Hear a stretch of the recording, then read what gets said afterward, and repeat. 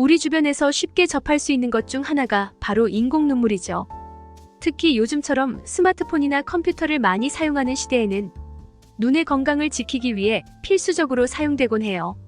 오늘은 올바른 인공 눈물 사용법에 대해 알려드릴게요. 인공 눈물 왜 필요한가요?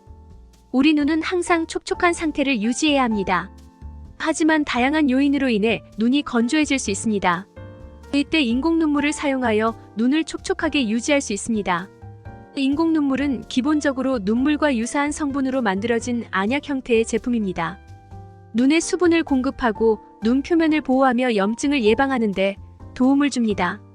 안구건조증, 결막염, 각막염 등 다양한 안과 질환의 치료 및 예방에 사용됩니다.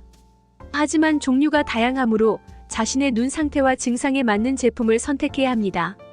올바른 인공 눈물 선택법은 건조한 눈에는 수분을 보충하고 유지하는 히알루론산이나 카르복시메틸셀룰로스 성분의 인공 눈물이 적합합니다. 또 하루에 4에서 6회 이상 자주 사용해야 하는 경우에는 일회용 인공 눈물을 선택하는 것이 좋습니다. 염증이 있는 눈에는 포비돈 성분의 인공 눈물을 사용하는 것이 좋습니다. 항생제나 스테로이드 성분이 함유된 제품도 있지만 부작용이 있을 수 있으므로 의사와 상담 후 사용해야 합니다. 안구 건조증이 심한 경우에는 병원에서 처방받은 전문 의약품을 사용하는 것이 좋습니다. 콘택트 렌즈 착용 시에는 렌즈를 제거한 후 인공 눈물을 사용하는 것이 좋습니다. 또 방부제가 들어있는 인공 눈물은 렌즈에 흡착될 수 있으므로 일회용 제품을 사용하는 것이 바람직합니다. 인공 눈물의 사용 전 기억해야 하는 것은 사용 전에는 반드시 손을 깨끗이 씻고 용기의 끝이 눈에 닿지 않도록 주의해야 합니다. 점한 시에는 고개를 뒤로 젖히고 아래 눈꺼풀을 살짝 당겨 한두 방울 정도 떨어뜨리는 것이 좋습니다. 이때 눈을 깜빡이지 않고 30초 정도 눈을 감고 있어야 효과가 제대로 나타납니다.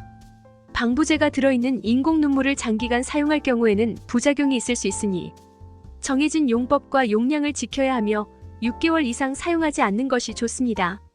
일회용 인공 눈물의 경우 개봉하면서 발생하는 미세 플라스틱을 피하기 위하여 한두 방울은 버린 다음 쩌만하는 것이 권장됩니다. 그리고 2종류 이상의 안약을 사용한다면 최소 5분 이상의 간격을 두고 사용해야 합니다. 서로 섞이면 약효가 떨어지거나 부작용이 생길 수 있기 때문입니다.